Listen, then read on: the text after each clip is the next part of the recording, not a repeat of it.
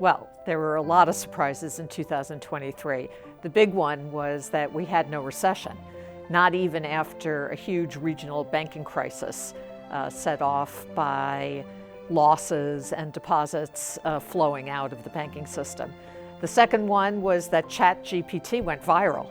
No one expected that, and it caused the Magnificent Seven to generate 50% returns year to date on average. And the third one is maybe the Fed got it right.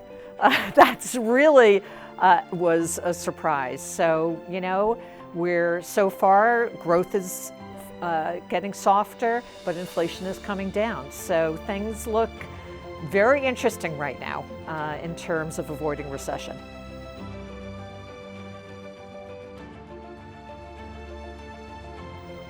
So I think 2024 presents us with a number of opportunities.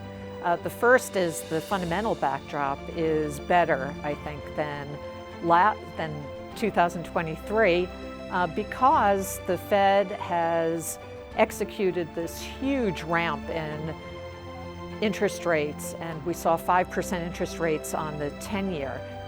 And inflation is starting to come down. So I do see softer growth, particularly in the US, but the fact that inflation is coming down gives the Fed room to actually cut rates sometime in 2024. That really sets a good foundation for financial markets performance. So what does that mean in terms of implementation? The first thing is that last year, in 2023, I was somewhat defensive on equities. I have a better outlook on equities in general. Fixed income is a really interesting opportunity too. We've rallied a lot, but value in fixed income is there with the prospect that the Fed will cut sometime in 2024. The main thing is that investors perceive that the Fed is done with hiking. That's the most important thing. And then in terms of opportunities in equities, I think the US market is still pretty rich.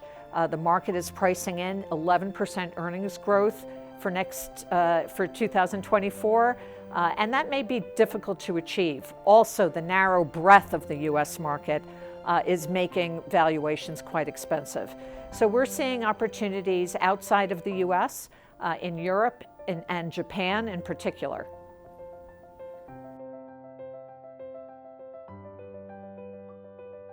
Yeah, so cash at 5% is a beautiful thing. I think that's what I wrote in my last commentary.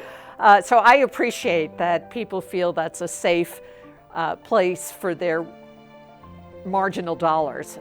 The thing is that, cash is fine when other markets aren't moving. But we are now set up for an environment where fixed income can do quite well. We saw some of that in November, where long treasuries returned 10% in 1 month. So you can see the type of potential. But what we're looking at now is an environment in which the Fed over the next 12 months is at least done with hiking. So your yield will be a constant source of cash flow. And second, you've got the opportunity for capital appreciation because the market is going to anticipate Fed cuts.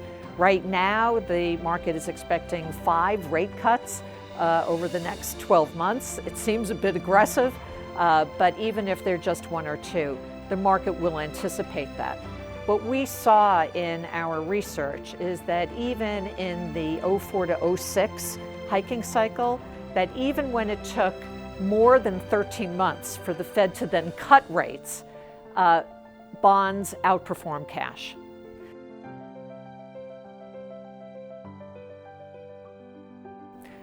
So I do think about risks a lot, and I don't want to be too Pollyannish about the outlook. So really the question is, what could cause recession in 2024? And I think there are a wide range of outcomes that could trigger that. Let's say the decline in inflation that we've seen suddenly gets disrupted. What could disrupt that? Well, we've got conflict in the Middle East. What if oil prices go to $100 or $120 a barrel? That will certainly cause inflation to be higher, and it would mean that the Fed would have to reintroduce rate hikes, and that could certainly be a trigger for a hard landing. So that's one thing. And I do think that geopolitical risk and U.S. political risk are two things that the market is not really thinking about right now. Take the U.S. election. One bipartisan issue is the fact that both the Republicans and the Democrats are freely willing to spend. So large deficits are going to be a thing that markets will have to deal with. Right now, that's off the table. People are not thinking about that. But that term premium that was all over the media that caused rates to rise to 5% in the 10-year part of the curve, it could come back. It's not my base case, but it's a risk. And the final risk is just geopolitical risk, something that's so difficult to analyze. How do we price the risk that China invades Taiwan or somehow manages a takeover of the government? They're having elections in Taiwan in January, but that's something that could be a complete surprise to markets, or for that matter, any other geopolitical event that we're not thinking about right now.